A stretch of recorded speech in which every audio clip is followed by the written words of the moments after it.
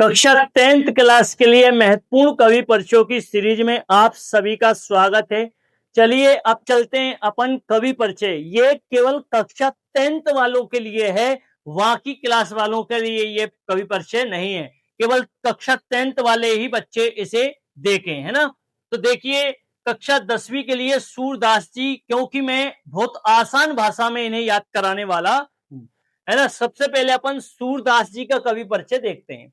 देखिए, इसका जीवन परिचय सूरदास जी का आपको नहीं लिखना है, सीधा आपको क्या लिखना है, सबसे पहले पॉइंट पर देखिए, आपके पेपर में जिस तरीके से पूछा जाए आपको उसी तरीके से लिखना है ना। जैसे पेपर में अभी अभी तक मैंने देखा है, आपके पेपर में दो तो रचनाएं पूछी जा रही हैं और भाव पक्ष पूछा जा रहा है। हो सकता है भाव पक्ष ना आए और भाव पक्ष के स्थान पर कला पक्ष आ जाए, तो मैं आपको कला पक्ष भी करवाता हूं, इनका भाव पक्ष भी करवाता हूं और साहित्य में स्थान भी करवाता हूं, है ना भाई। देखो, तैयारी तो आपको पूरी करके जानी है।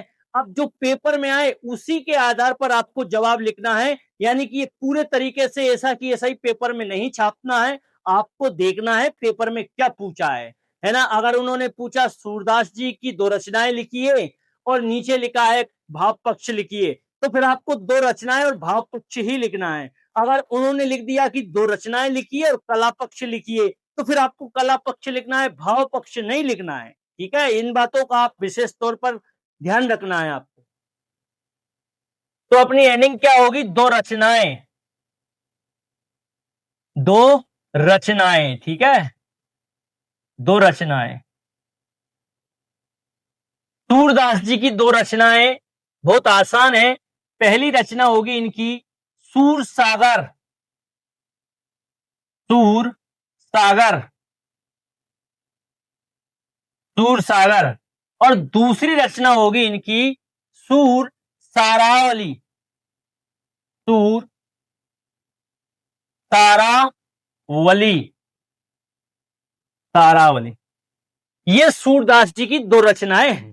पहली क्या है, सूर सागर, और दूसरी क्या है, सूर सारावली। अब चलते हैं अपन इनके भाव पक्ष पर, सूरदास जी के भाव पक्ष पर। यह आपका सेकंड पॉइंट है, भाव पक्ष।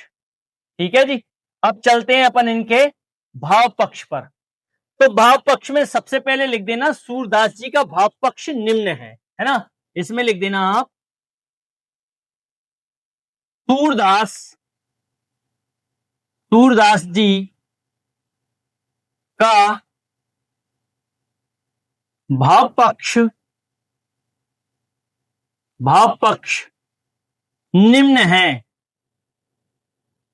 निम्न है, ठीक, निम्न है। इसके बाद में आप पॉइंट बना के लिखना है आपको, है ना। पहला पॉइंट डाल लेना आप, और इसमें आपको लिखना है सूरदास जी, सूरदास जी ने प्रकृति का वर्णन किया है। क्या होगा, सूरदास, सूरदास जी, सूरदास जी ने प्रकृति, प्रकृति का वर्णन, वर्णन किया है, वर्णन किया है। ठीक है, सूरदास जी ने प्रकृति का वर्णन किया है। इनका सेकंड पॉइंट क्या होगा, तो सूरदास जी ने वात्सल्य के दो पक्ष, एक तो संयोग और एक वियोग, दोनों का वर्णन किया है ना। तो आप लिखोगे सूरदास जी ने, सूरदास जी ने वात्सल्य, वात्सल्य, वात्सल्य के दोनों पक्षों,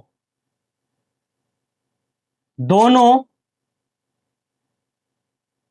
पक्षों, दोनों पक्षों, दोनों पक्ष कौन से हैं, एक तो है आपका संयोग, संयोग, ठीक है, एक है आपका संयोग और एक है आपका वियोग, वियोग,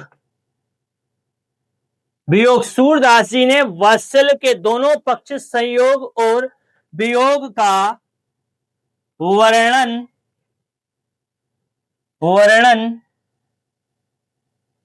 किया है, वर्णन किया है। ठीक है, तीसरा पॉइंट और इनका लास्ट पॉइंट होगा, इसके बाद आपका भाव पक्ष क्या हो जाएगा, कंप्लीट हो जाएगा। सूरदास जी उच्च कोटि के भक्त थे, है ना। क्या लिखोगे, सूरदास जी उच्च कोटि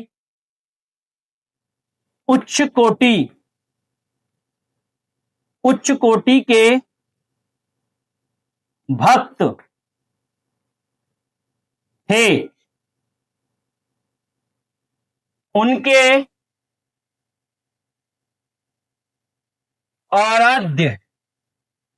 उनके आराध्य श्री कृष्ण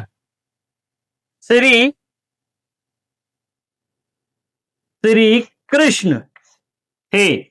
उनके आराध्य श्री कृष्ण थे। यहां सूरदास जी का भाव पक्ष क्या होता है, कंप्लीट होता है ना। अब चलते हैं अपन के कला पक्ष पे। ठीक है, अब लिखेंगे अपन इनका कला पक्ष। एक बार मैं आपको और समझा देता हूं।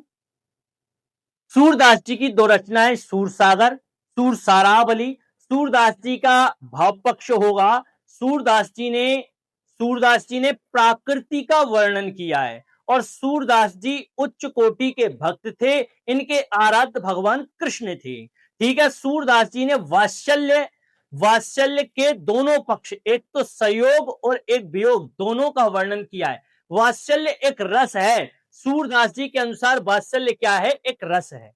ठीक है, तो यहां इनका भाव पक्ष क्या होता है, कंप्लीट होता है। अब चलते हैं अपन इनके कला पक्ष पर। ठीक है, कला पक्ष पर, कला पक्ष। तो कला पक्ष में क्या लिखना है, सबसे पहले देखिए, पेपर में आए कला पक्ष तो ही पेपर में लिखना है। अगर पेपर में नहीं पूछा जाए तो आपको नहीं लिखना है।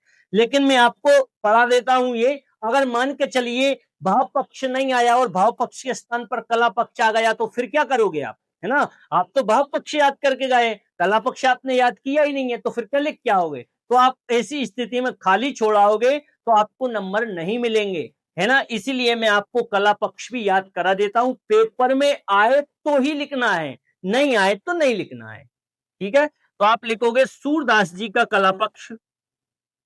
सूरदास जी का कला पक्ष, सूरदास जी का कला पक्ष निम्न है।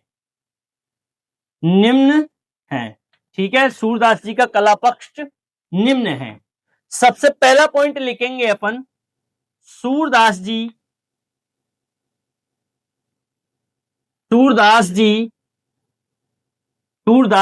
की भाषा ब्रज भाषा थी। ब्रज भाषा थी। सूरदास जी की भाषा कैसी थी, ब्रज भाषा थी। सेकंड पॉइंट होगा अपना, सूरदास जी ने रूपक, उत्प्रेक्षा, अनुप्रास अलंकारों का प्रयोग किया है। सूरदास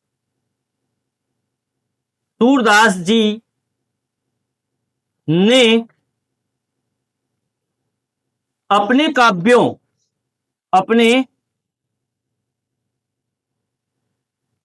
में रूपक,